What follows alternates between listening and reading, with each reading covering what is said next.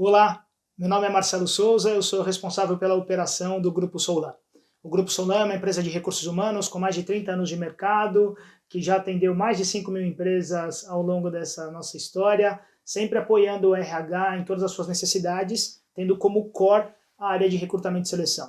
Fazemos recrutamento e seleção de todos os níveis e apoiamos também nos processos de mão de obra temporária, terceirização, novos talentos, consultorias de cargos e salários, consultorias de recursos humanos em geral. A partir de 2017, a gente passou a representar a Thomas International aqui no Brasil e somos hoje os responsáveis exclusivos pela comercialização e distribuição das ferramentas de assessment da Thomas aqui no Brasil. Todas as ferramentas da Thomas são validadas pelo Conselho Britânico de Psicologia e são voltadas para entender melhor dos profissionais no mercado de trabalho. Então, são ferramentas que ajudam bastante a entender como os profissionais vão agir no dia a dia de suas empresas. E eu vim aqui hoje para compartilhar um pouquinho de vocês dessa nossa experiência como consultoria de RH aliado com os dados estatísticos e confiáveis que a Thomas tem para falarmos um pouquinho sobre o trabalho remoto. E, na verdade, o que eu queria compartilhar com vocês são os dados que a gente levantou junto da Thomas e as melhores práticas que a gente coletou nos nossos clientes de como impulsionar o engajamento e a produtividade dos nossos profissionais quando trabalhando remotamente. Aqui a ideia é a gente conseguir compartilhar um pouquinho com vocês dessas experiências para facilitar e para melhorar a gestão dos profissionais no dia a dia para que possa trazer melhores resultados e maior engajamento das equipes. Começo trazendo alguns dados do mercado para vocês, o mercado de trabalho remoto, e uma pesquisa recente do Nicholas Bloom, da Universidade de Stanford, mostrou para a gente que 99% dos profissionais no mundo, é óbvio, essa pesquisa foi feita concentrada nos Estados Unidos e Europa, mas 99% dos profissionais relataram uma vontade de trabalhar remotamente pelo menos uma vez por semana. Então, é um desejo, é uma vontade dos profissionais trabalhar de forma remota.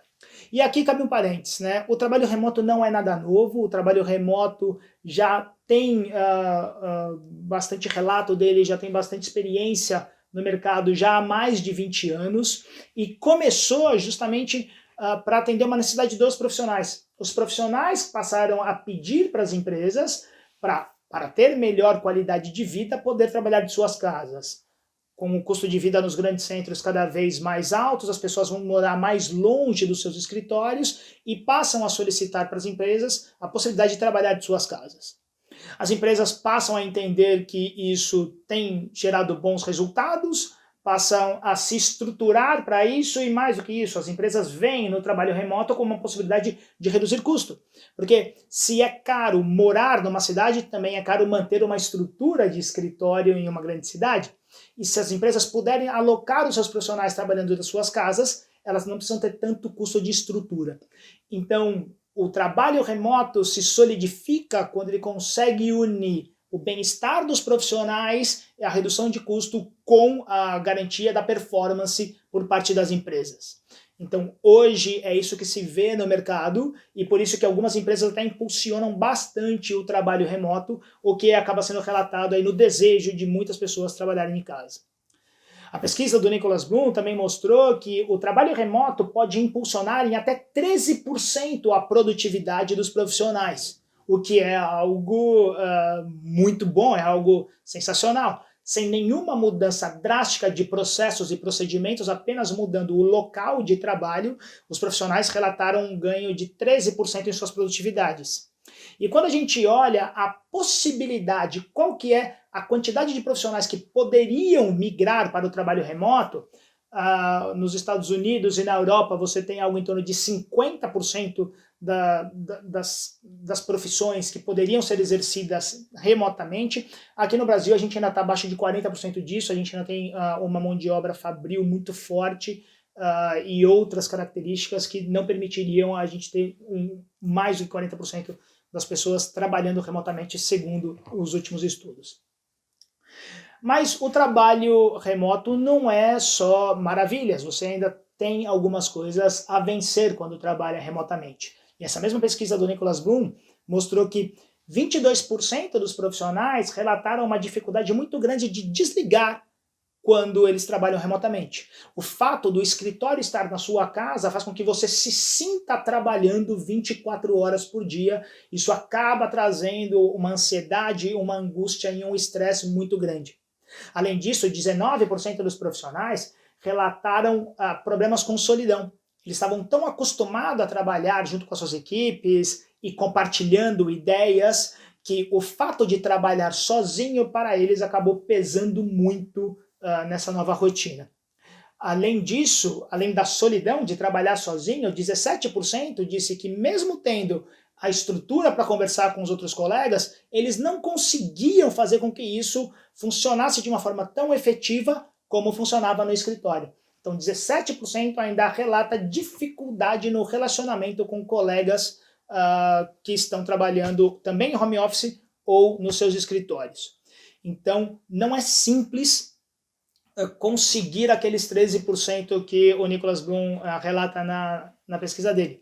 Aliás, o que eu ainda não falei para vocês é como é que foi feita essa pesquisa. Então, o Nicholas Bloom pegou um grupo de controle de 1.000 profissionais de uma empresa chinesa, uma agência de viagens chinesa, dividiu esses profissionais em 2 grupos de 500, um trabalhando no escritório direto e os outros 500 trabalhando nas suas casas. Mas para trabalhar nas suas casas foram consideradas algumas regras. E a regra número 1, precisava ter um escritório, um local que fosse o seu escritório e que ele não fosse interrompido durante todo o horário de trabalho, durante todo o expediente. Então tem que ser um ambiente ou um quarto fechado, um ambiente apartado do resto da casa, que ele não pudesse ser interrompido durante todo o expediente. E também foi solicitado a todos os profissionais que pelo menos uma vez por semana eles fossem até o escritório para compartilhar ideias e para mostrar o que estava acontecendo, como é que eles estavam trabalhando. Por aí a gente já vê que conseguir os 13% aqui no Brasil não é tão fácil. Quando você vê a questão habitacional brasileira e a estrutura das famílias brasileiras, não é todo mundo que consegue ter um escritório dentro da sua casa, apartado das rotinas do dia a dia e que não vai ser interrompido nenhuma vez. Né? E isso mostra, e além disso, a gente tem uma pesquisa que mostra que 63% das empresas no Brasil ainda nem possuem políticas de trabalho remoto. Além disso, a gente vê também que a vontade das pessoas trabalharem no Brasil é alta. Não tão alta quanto a outra pesquisa, mas aqui no Brasil 59% dos profissionais relatam uma vontade, um desejo de trabalhar remotamente pelo menos uma vez por semana. Mas sem a política bem definida e sem conseguir ter uma estrutura em casa que permita com que a pessoa se dedique ao trabalho da forma que ele se dedica no escritório, como é que a gente vai garantir esse nível de profundidade, de produtividade, de grande produtividade que o Nicholas Bloom mostrou na pesquisa dele? Mas enfim, pessoal, todos esses dados são dados pré-pandemia. De repente, a pandemia veio e a gente, querendo ou não, de uma hora para outra, teve que se adaptar aos novos tempos. Muitas empresas adotaram o trabalho remoto. Numa pesquisa que nós da Thomas fizemos aqui no Brasil com as pessoas que responderam os nossos testes nos últimos 3 meses, a gente identificou que 80% dos profissionais que responderam os testes estão trabalhando, as empresas deles adotaram a política de home office. Então 80% dos que responderam os nossos testes adotaram a política de home office. Só não adotou quem realmente não consegue, quem trabalha nas áreas essenciais ou em indústrias que não permitem a alocação do trabalho remoto. Mas todo mundo acabou se adaptando de alguma forma. Mesmo quem não está trabalhando remotamente não tem mais a mesma estrutura de apoio que tinha no seu local de trabalho, porque as pessoas que o apoiavam agora estão trabalhando remotamente. E a gente teve que se adaptar. Então, a gente costuma brincar, né, que o grande impulsionador da disrupção tecnológica nas empresas acabou sendo o Covid. Um pouco também da nossa própria inação e do nosso próprio receio de tomar as atitudes necessárias antes da pandemia. Ela veio e a gente teve que se adaptar de qualquer forma. E agora a gente está aí. A gente tem que fazer as coisas acontecerem do jeito que a gente está vivendo. Então, como a gente sempre diz, né? A gente está arrumando o avião em pleno voo. Mas ainda bem que a gente tem ferramentas e tem formas de lidar com isso. A grande dificuldade que a gente tem sentido quando a gente conversa com os gestores de diversas empresas é como gerenciar as pessoas agora que elas estão trabalhando de forma remota. Então, considerando que a sua equipe está trabalhando de forma remota, como é que você vai conseguir garantir que eles estão realizando o trabalho deles nas suas casas, como você garantia quando estava no escritório olhando eles diretamente? Para tentar ajudar e para trazer algumas dicas e algumas ideias para os gestores, a gente se apoia na teoria comportamental. A teoria comportamental que a Thomas utiliza como base para a sua psicometria é a metodologia DISC. É uma metodologia que foi criada em 1928 na Universidade de Harvard pelo William Moulton Marston, um professor da Universidade de Psicologia de Harvard, que identificou características e comportamentos predominantes na população em geral. A partir desse estudo, Thomas Hendrickson criou uma metodologia, criou uma ferramenta que permitiu identificar esses comportamentos nas pessoas. Então, se a gente entende do comportamento das pessoas, a gente começa a entender como elas vão trabalhar, tanto no escritório como de forma remota, e aí a gente pode criar mecanismos e estruturas para facilitar nossa comunicação com elas e para passar para elas atividades que elas vão conseguir desempenhar de uma melhor forma. Não sei se todo mundo está familiarizado com a teoria DISC, mas explicando rapidamente, o William Marston ele submeteu grupos de pessoas a situações inusitadas e imprevistas e identificou como essas pessoas, primeiro, percebem as situações e viu que tem grupos de pessoas que vão perceber sempre de uma forma antagônica, de uma forma hostil. Eles sempre vão para uma nova situação, para uma situação imprevista, achando que tem alguma coisa aí, vão meio que com o pé atrás. Tem outros grupos de pessoas que sempre percebem as situações inusitadas, as situações imprevistas de forma amigável.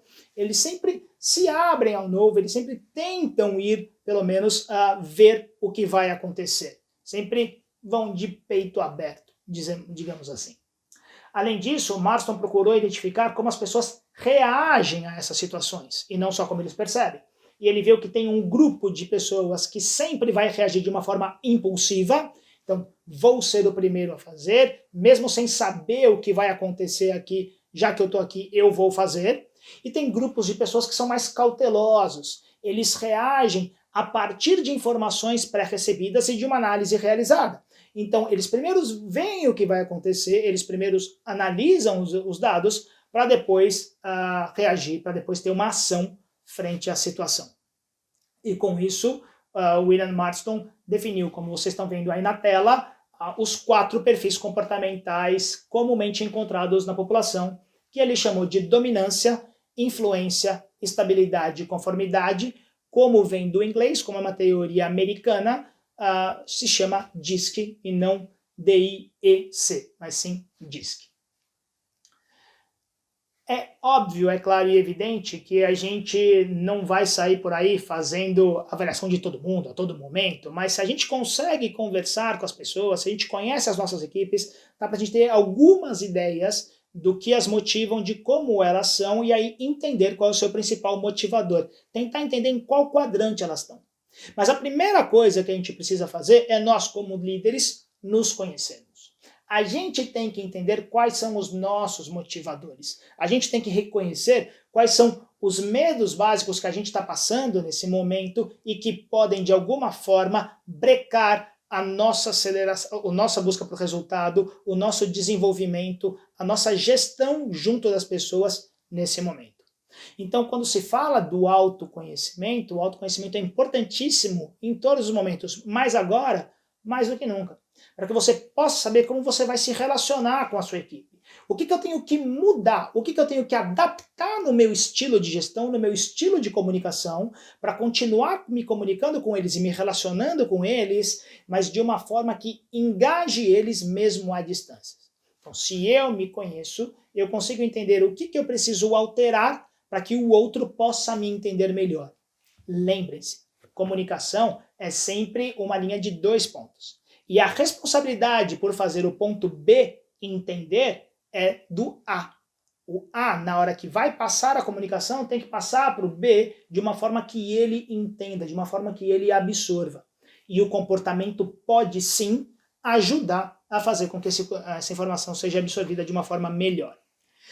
Então, se eu estou lidando com a minha equipe, se eu conheço a minha equipe, se eu conseguir identificar um pouquinho dos comportamentos deles, eu vou perceber que alguns deles são muito diretos, muito objetivos, muito direto ao ponto, foco no resultado, a pessoa não quer perder muito tempo. É aquele tipo de pessoa que é breve, que é direto, que é objetivo. Às vezes pode até parecer um pouco arrogante, um pouco agressivo, mas isso pode ser uma percepção, se eu sou muito diferente dele, isso pode ser uma percepção que eu tenho nessa forma direta e objetiva que a pessoa tem de lidar com as coisas. Pessoas que têm esse comportamento, normalmente, são aquelas que têm a dominância como seu principal motivador.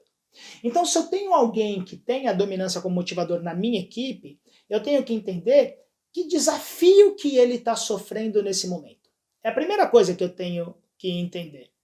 Normalmente, um alto D, as pessoas que têm a dominância como principal motivador, elas têm como receio básico falhar. Imaginem nesse momento. As pessoas estavam com todas as metas do ano, com todos os projetos, com tudo definido, sem saber que a pandemia vinha.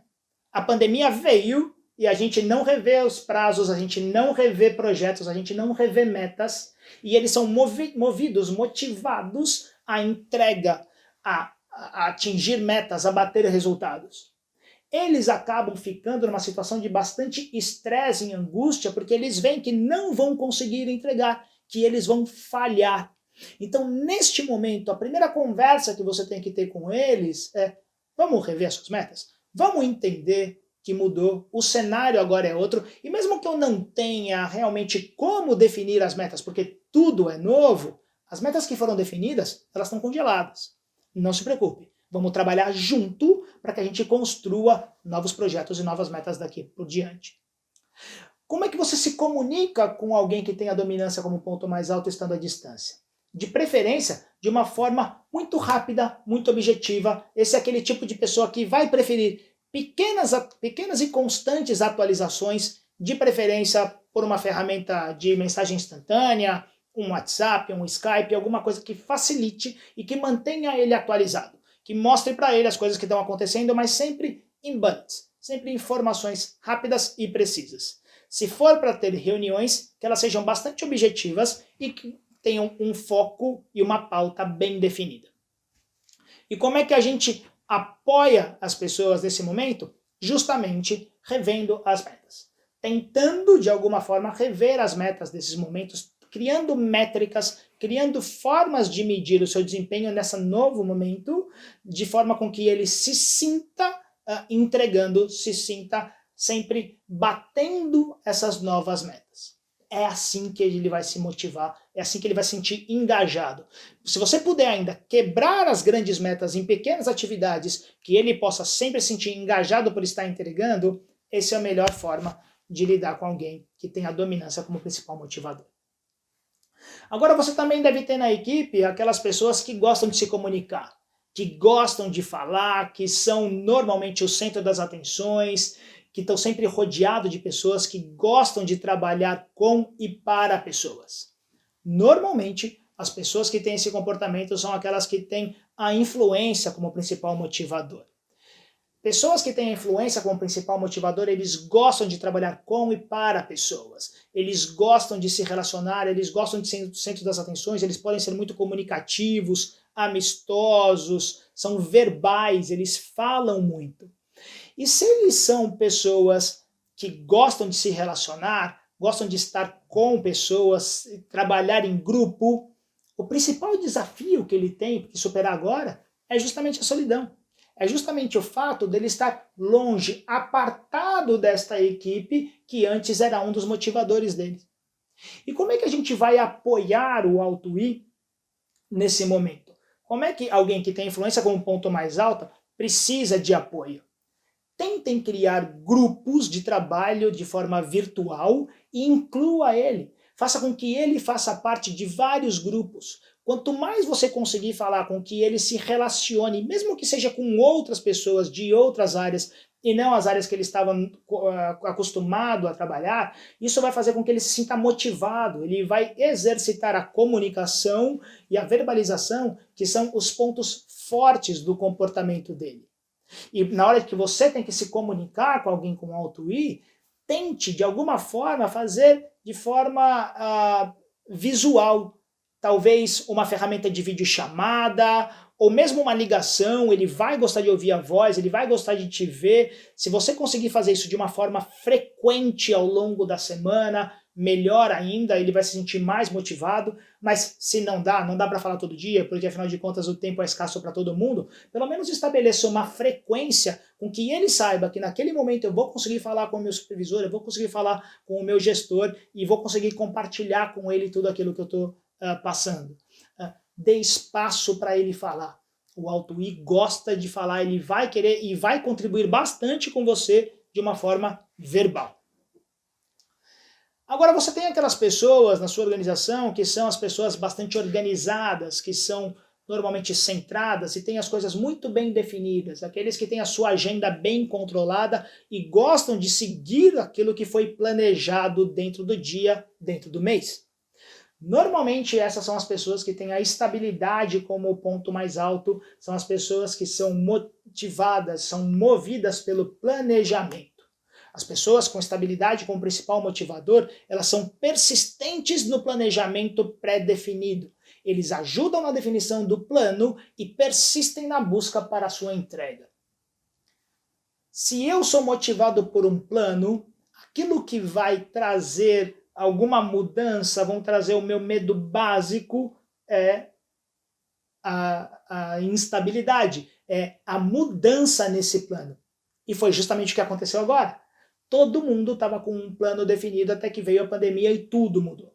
Tudo mudou completamente, mudou inclusive o local de trabalho. Então essas são as pessoas que hoje estão sofrendo porque elas não têm um norte, elas não têm um horizonte. E isso não significa que eles não gostam de mudança. O receio básico deles é das mudanças não previstas, não planejadas. Se você, como gestor, der informação e der prazo para que ele se planeje frente a essa nova realidade, ele vai ser o principal impulsionador e motivador para que essa mudança aconteça, desde que ele possa fazer esse novo plano. Então, apoie ele dando informações, estrutura e tempo para que ele possa se planejar. Claro, a gente sabe que o tempo é escasso, que a gente não tem tanto tempo assim e que as coisas podem mudar muito rapidamente. Mas quanto antes você der informação para ele, para que ele possa se replanejar, mais seguro ele vai se sentir. Tente ser o suporte e um apoio para esses profissionais. Esses profissionais preferem se comunicar também de uma forma mais estruturada, de preferência face a face, de preferência numa videochamada, mas diferente do Alto I, que vai gostar de falar muito, eles preferem escutar, preferem ouvir e preferem seguir pautas pré-definidas e bem orientadas. Então, se você puder fazer reuniões constantes e seguindo uma pauta, seguindo uma estrutura, você vai conseguir se comunicar de uma forma bastante efetiva com os membros da sua equipe que tem a estabilidade como principal motivador. Mas você também pode ter dentro da sua empresa, dentro da sua equipe, aquelas pessoas bastante detalhistas, aquelas pessoas que tomam decisões baseadas em fatos e dados, aquelas que não gostam muito de achismos e que seguem as normas, aquelas pessoas que buscam os dados e fatos e seguem as normas e procedimentos para tomar suas decisões. Essas são as pessoas que têm a conformidade como principal motivador. Pessoas que têm conformidade como principal motivador têm no seu receio básico o confronto e os problemas que eles podem ter pela tomada de decisão incorreta por falta de decisão, por falta de orientação. E nesse momento, lembrem-se, mais de 60% das empresas nem tinham uma definição sobre o trabalho remoto e tiveram que adotar o trabalho remoto mesmo sem ter normas e procedimentos que definissem. Essas pessoas, nesse momento, estão sofrendo por isso, por uma falta de processos e procedimentos que permita com que elas possam exercer o seu trabalho em casa da forma como eles faziam remotamente. Então, a melhor forma de engajá-los é apoiá-los para escrever essas normas, escrever esses novos procedimentos, deixar eles os responsáveis pelas novas definições, já que é o que os motiva e os que deixa engajado, e eles vão se sentir contribuindo demais com o grupo, porque na visão deles eles estão definindo uma forma de trabalho que vai ser bastante produtiva e proveitosa para todos, e o que é verdade. E como é que você se comunica com essas pessoas? De preferência por escrito em e-mails, numa forma mais formal, mais estruturada, e também tente estabelecer uma frequência. Tente estabelecer uma frequência de comunicação com essas pessoas, para que elas se sintam engajadas e parte da equipe. A ideia aqui não foi a gente classificar ou rotular pessoas. A pior coisa que a gente pode fazer é isso, olhar alguém e já colocar nela uma letra. Mas se a gente tenta entender um pouquinho mais de como as pessoas se motivam, e a gente conversa com elas e confirma que esse motivador é verdadeiro, a nossa comunicação passa a ser mais efetiva, desde que você, como gestor, mude a sua abordagem para tentar falar com eles da forma que os engaje. O maior erro que a gente pode ter é achar que todo mundo é igual a gente. E aí eu me comunico com as pessoas da forma como eu prefiro que se comuniquem comigo. Isso pode ser um grande erro, porque nem todo mundo é igual. Então, conhecer as pessoas e se adaptar, principalmente nesse momento, para com que você fale a língua deles e da forma deles, vai trazer maior engajamento. Aproveito também para trazer para vocês algumas dicas do livro The Long Distance Leader. São 10 dicas que são sempre úteis. A primeira delas: liderança é mais importante do que localização.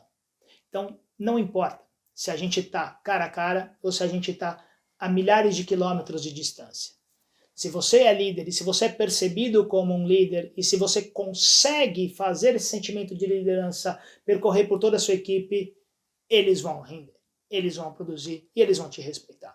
Então, tente agir como líder e não como os antigos chefes, não como aquilo que a gente mais abomina nas lideranças hoje em dia. Tente ser um apoio e não apenas alguém que cobra resultado a qualquer custo.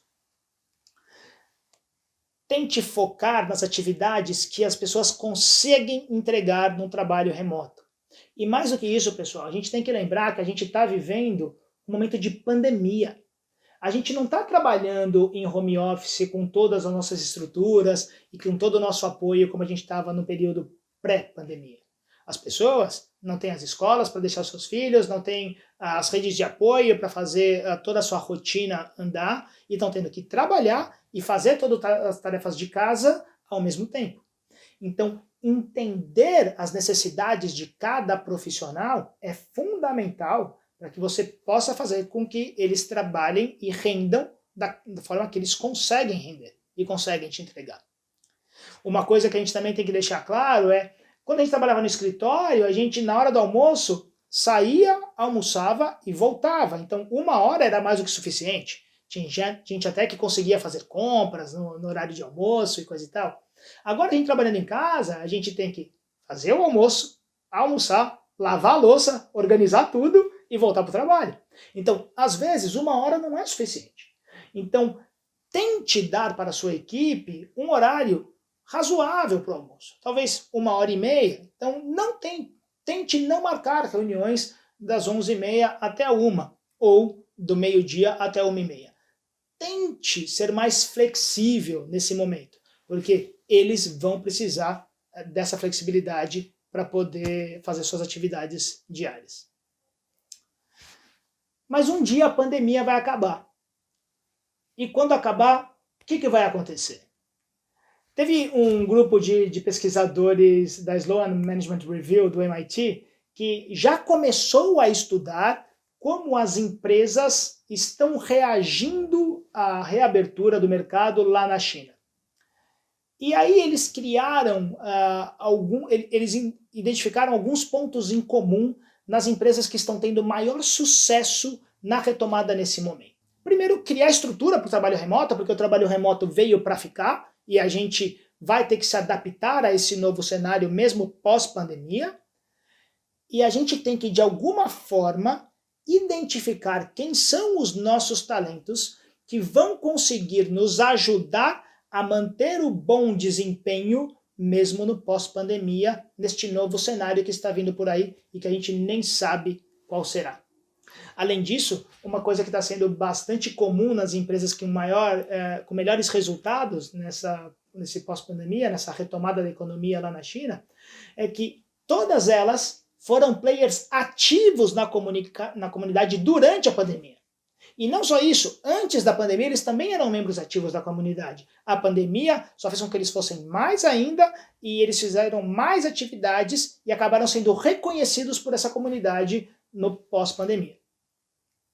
Então, se for possível, tente apoiar as comunidades na qual você está inserido durante esse período de pandemia. Nunca se esqueçam, pessoal, que a forma como a gente está conduzindo a gestão da nossa equipe, a gestão da nossa empresa e as nossas pessoas, os nossos colegas, clientes e fornecedores durante a pandemia vão refletir a forma como a gente vai sair desse momento. Então, se nesse momento a gente não está sendo muito bom com aqueles que trabalham junto com a gente, não esperem engajamento após pandemia. Cabe a nós entender a particularidade de cada membro da equipe, cobrar sim, mas respeitar essas particularidades e nos comunicar com eles de a forma com que eles se sintam engajados para manter a sua produtividade durante a pandemia e estar conosco após ela. De alguma forma, esse momento vai passar, tem um novo mundo vindo por aí, tem muita pesquisa sobre esse novo mundo, mas ainda pouca realidade, então vamos ver o que vai acontecer. Mas uma coisa, vocês podem ter certeza, o trabalho remoto veio para ficar. Agradeço demais pelo tempo de vocês, foi um grande prazer compartilhar um pouquinho dessas dicas e desses dados que a gente coletou aí ao longo desses anos. Deixo aqui os meus contatos, caso qualquer um de vocês tenha qualquer dúvida e queira saber um pouquinho mais desse material, está inteira à disposição. Eu vou ter o maior prazer em conversar com cada um de vocês e todo mundo que quiser, eu compartilho o material. Tá bom? Muito obrigado, mantenham sua saúde, cuidem de suas famílias e até mais. Tchau, tchau.